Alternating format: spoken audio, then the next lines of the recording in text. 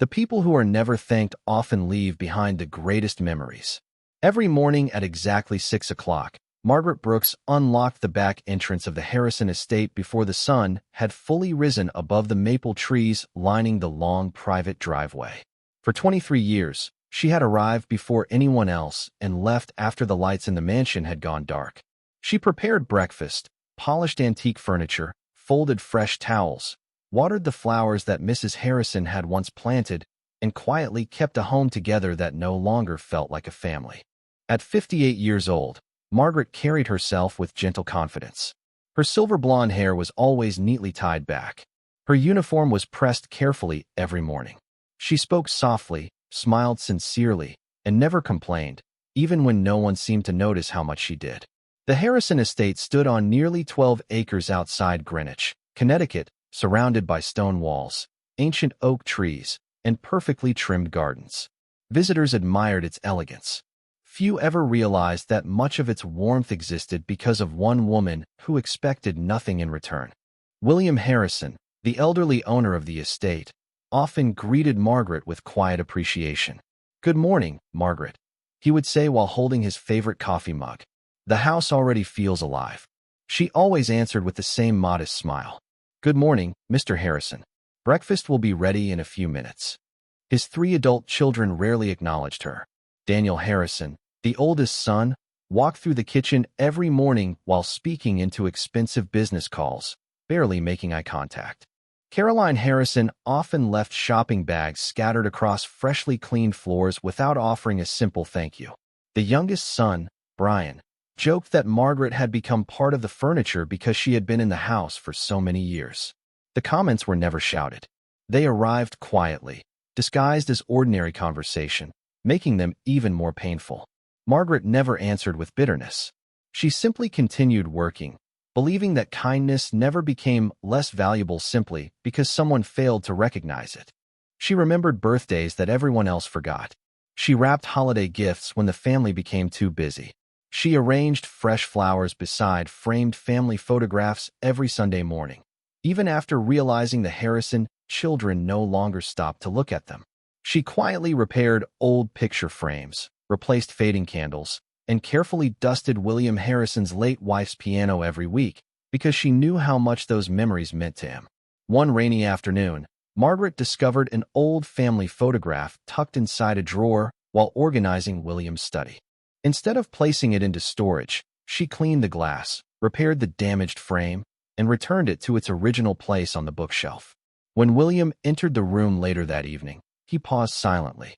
His eyes rested on the photograph for several seconds before he smiled.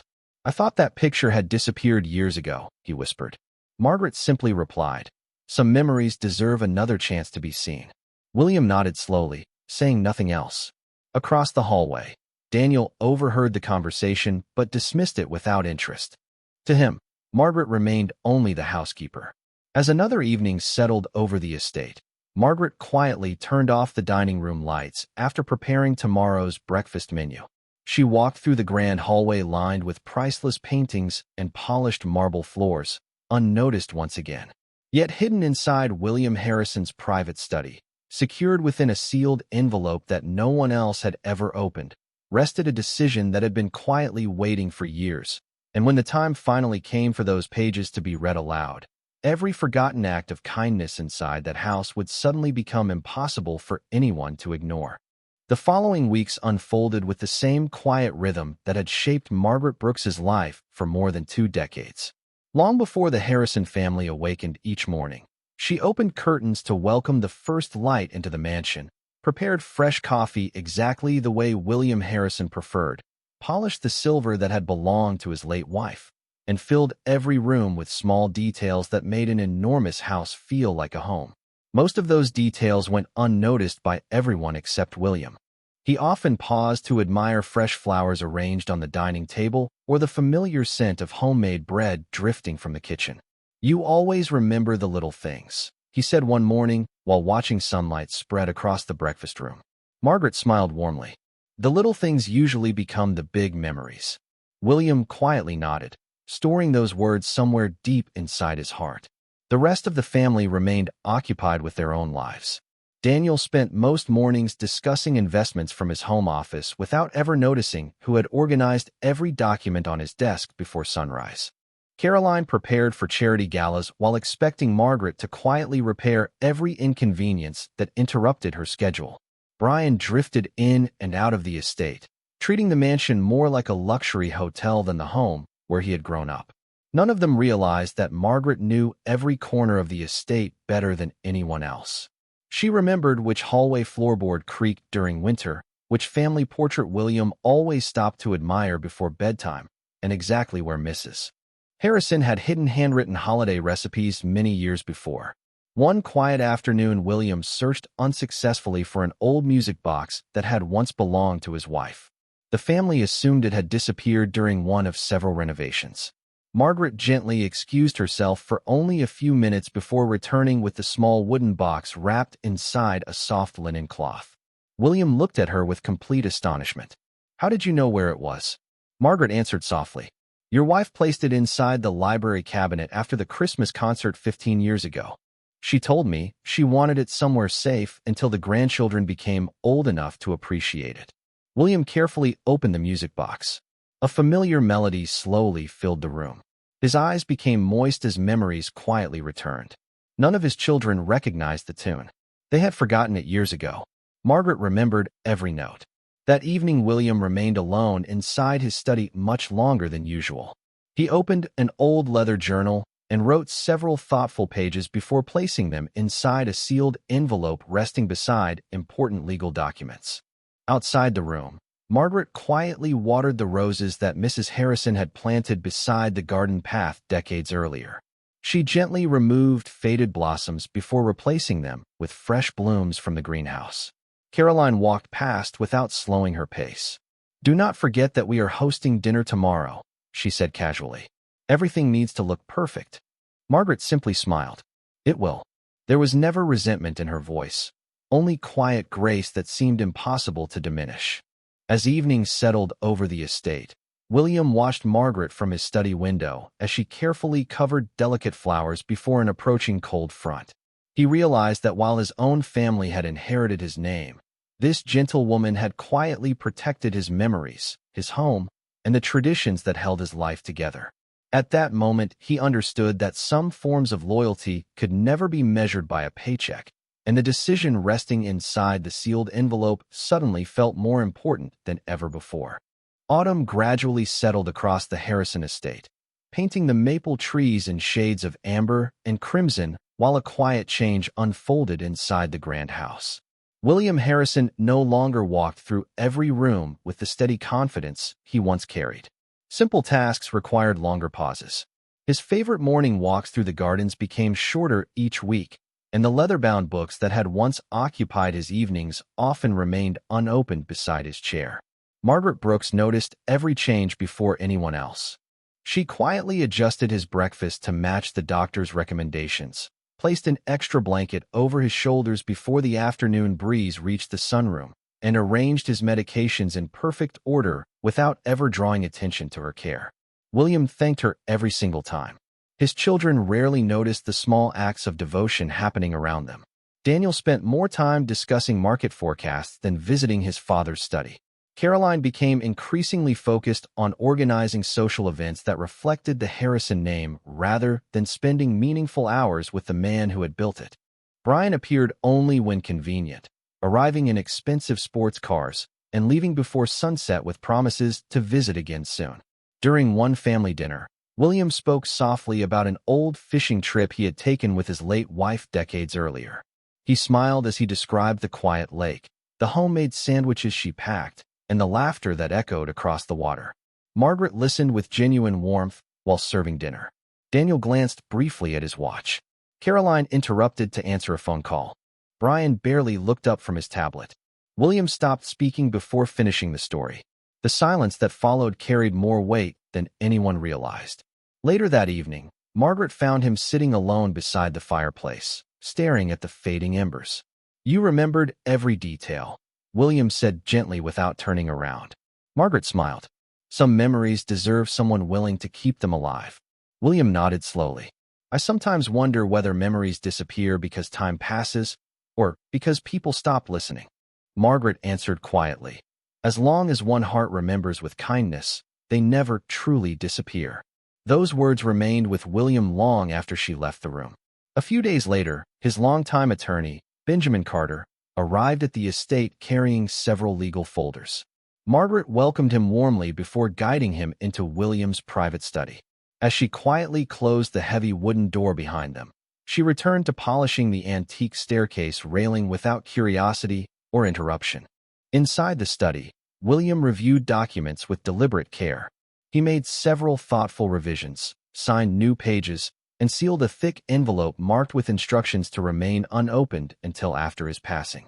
Benjamin looked at him carefully. "Are you completely certain?" William answered without hesitation. "More certain than I have ever been." The attorney slowly nodded before placing the envelope inside his leather briefcase. From the upstairs hallway, Daniel briefly noticed Benjamin leaving the study and casually asked whether everything was all right. William smiled calmly. "Everything is exactly as it should be." Daniel accepted the answer without another question, assuming the meeting involved routine financial matters.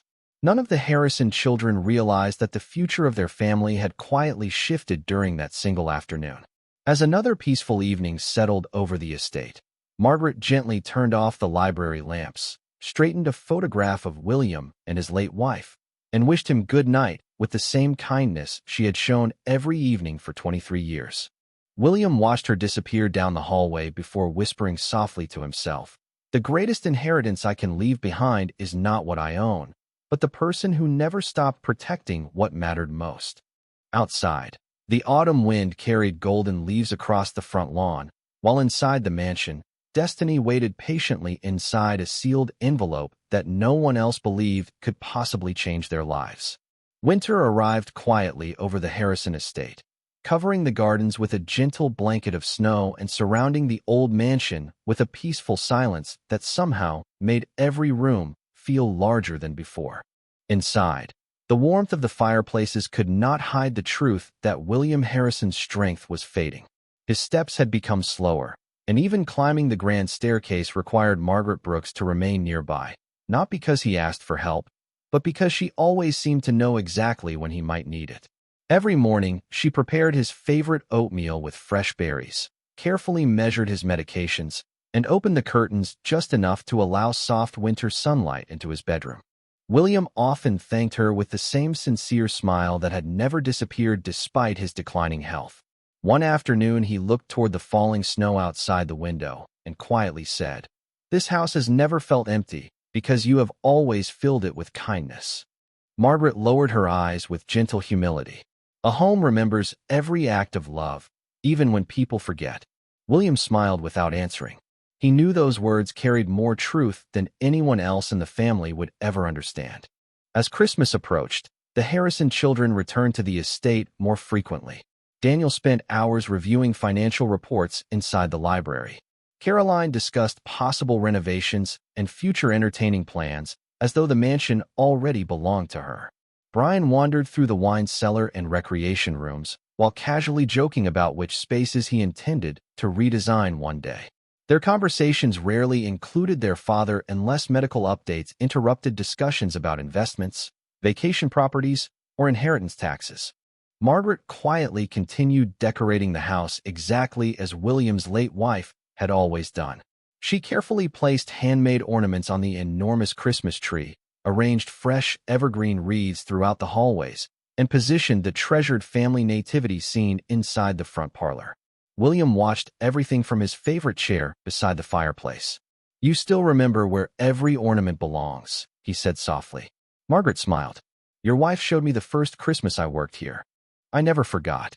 William closed his eyes for a moment, comforted by memories that no amount of wealth could ever purchase again. Several days later, his physician visited the estate. After the examination, William quietly asked to speak with Benjamin Carter one final time. The attorney arrived before sunset carrying the familiar leather briefcase. Margaret welcomed him and prepared tea before respectfully leaving the study once again. She never asked what they discussed. Trust had always been built upon knowing when silence was more valuable than curiosity. Behind the closed study doors, William carefully reviewed every page of his estate plan. He added one handwritten letter before signing his name with deliberate care. Benjamin read the final paragraph slowly before looking up. "These words will surprise everyone." William answered peacefully. "Truth usually does." The attorney carefully sealed the envelope and locked it inside his briefcase. Outside the study, Daniel noticed Benjamin leaving and confidently smiled toward his brother and sister. "Everything is finished now," he said quietly. "Father has always believed in keeping things simple." Caroline nodded with complete certainty. "There cannot possibly be any surprises." Brian laughed lightly. The estate has always belonged to the family. None of them realized that William had quietly defined family very differently from the way they did. Later that evening, Margaret entered William's room carrying a warm cup of tea. He accepted it with grateful hands before looking at her for a long moment. "Thank you," he whispered. Margaret smiled gently. "For the tea?" William slowly shook his head. "For never allowing this house to forget what love looks like." She answered only with a quiet nod before wishing him good night. As she softly closed the bedroom door behind her, neither of them knew that it would be the last conversation they would ever share. And somewhere inside Benjamin Carter's locked briefcase rested a letter that would soon reveal the true meaning of inheritance to everyone gathered beneath the Harrison family name. The first snowfall of January covered the Harrison estate in complete stillness, as though nature itself had chosen to honor the quiet life William Harrison had lived. He passed away peacefully in his sleep before dawn, with a gentle expression that suggested his final thoughts had been filled with gratitude rather than regret. Margaret Brooks was the first person to discover that the house had fallen into an unfamiliar silence. She softly knocked on his bedroom door as she had every morning for years, carrying a tray with warm tea and fresh fruit. When no answer came, she entered quietly and immediately understood. She carefully set the tray aside, closed the curtains halfway to soften the winter light, and stood beside William for several silent moments with folded hands. A single tear rolled gently down her cheek before she reached for the telephone to notify his physician and attorney. She carried out every necessary responsibility with calm dignity, exactly as William would have trusted her to do. By late afternoon, the Harrison estate was filled with relatives, business associates, floral arrangements, and quiet conversations. Daniel immediately began coordinating meetings with financial advisors. Caroline discussed memorial receptions and guest lists with event planners. Brian answered calls from distant relatives while occasionally mentioning future plans for the estate.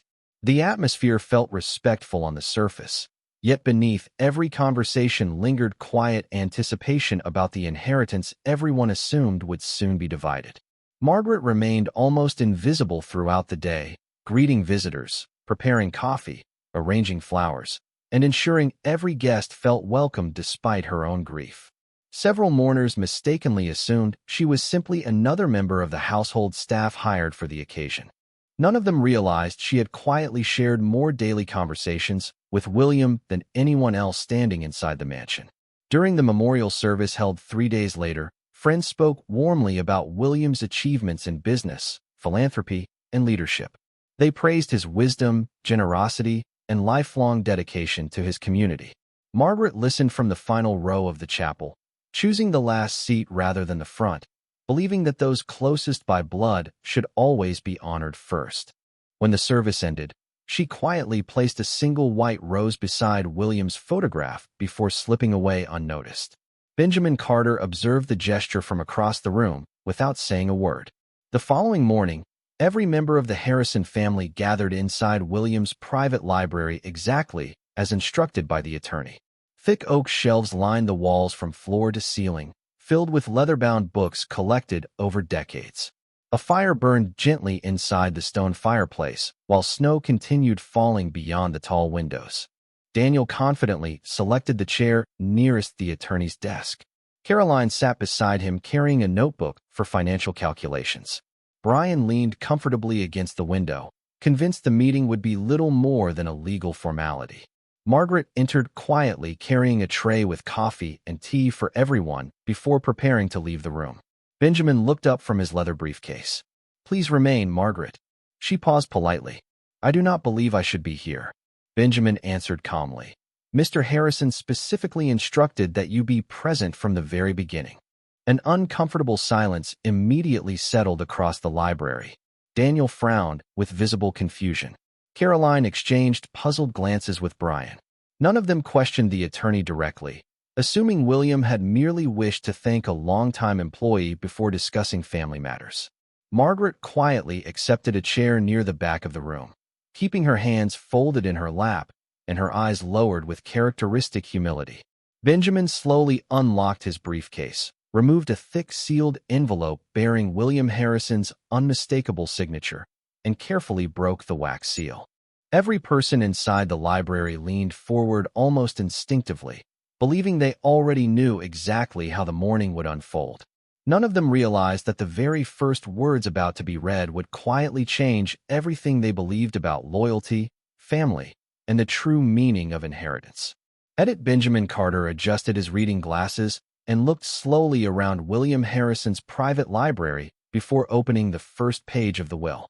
The only sound inside the room came from the gentle crackling of the fireplace and the quiet ticking of the antique grandfather clock that had stood in the corner for more than 40 years. Snow continued drifting beyond the tall windows, wrapping the estate in peaceful silence while everyone inside waited for the words that would determine the future of the Harrison family. Benjamin began reading in a calm, measured voice. William's charitable donations were announced first, followed by gifts to longtime employees, community organizations, and educational foundations he had quietly supported for decades.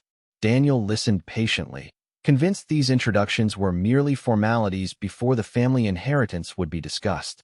Caroline occasionally made small notes inside her notebook. Brian leaned comfortably in his chair with complete confidence.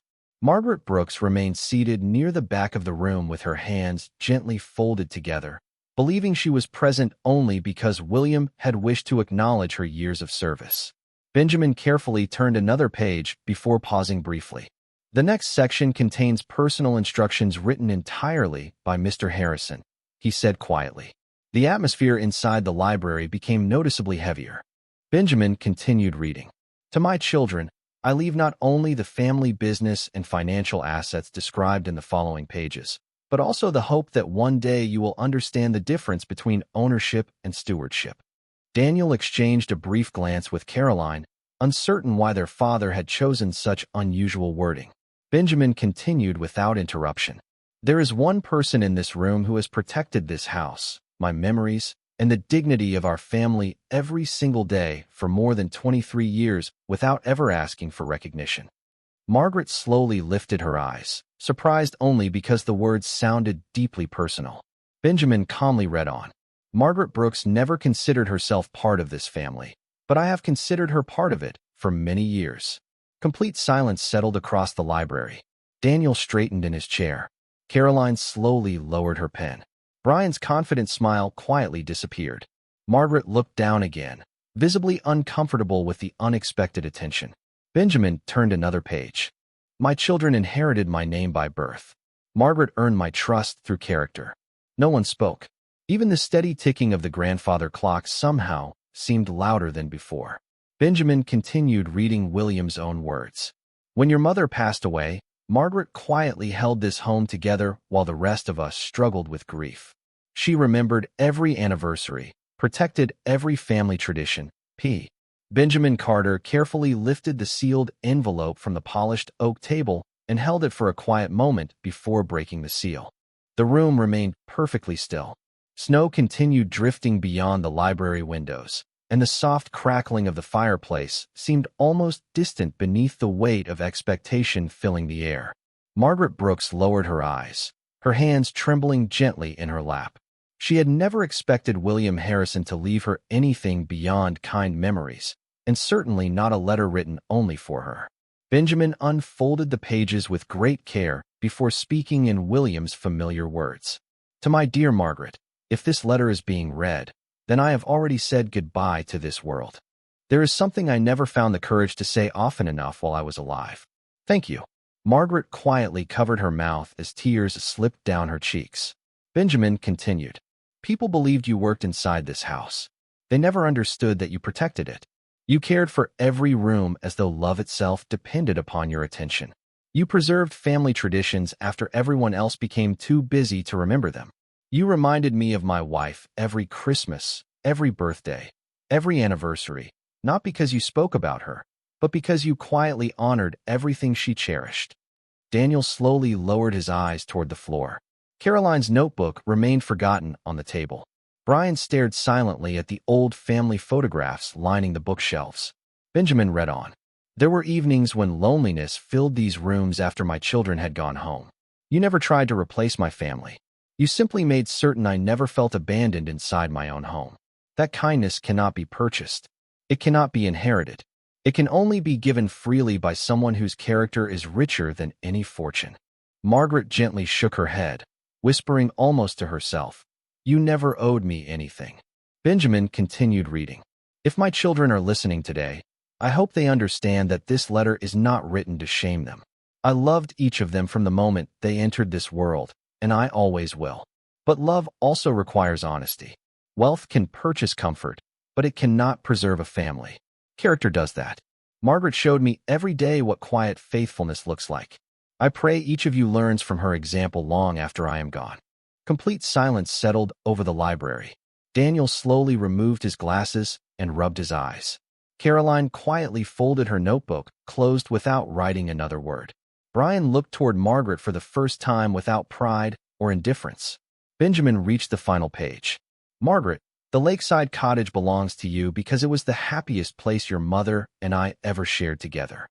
I know you will care for it with the same gentle heart you have always shown inside this home. The financial trust one established is not a reward for employment. It is simply one friend thanking another for years of quiet loyalty. Please accept it without guilt, because gratitude is one gift I refuse to leave unspoken. Finally, I ask one last favor. Keep believing that kindness matters, even when no one seems to notice. Someday, someone always does. Benjamin lowered the letter and quietly folded the pages together. No one spoke. Margaret's tears continued falling silently onto her folded hands. She did not celebrate. She did not defend herself. She simply whispered, "I only wanted him to feel at home." Those simple words filled the library with more emotion than anyone expected. Daniel slowly looked toward Margaret, remembering every hurried morning he had walked past her without offering a greeting. Caroline recalled countless occasions when she had treated simple acts of care as obligations rather than gifts. Brian quietly recognized that he knew almost nothing about the woman who had spent 23 years protecting the place he still called his childhood home. In that long moment of silence, no argument followed, no anger appeared, and no voice was raised, because the letter had accomplished something far greater than changing an inheritance. It had quietly revealed the measure of every heart inside the room. When Benjamin Carter carefully folded William Harrison's letter, no one moved for several long moments. The silence inside the library no longer felt uncomfortable. It felt honest.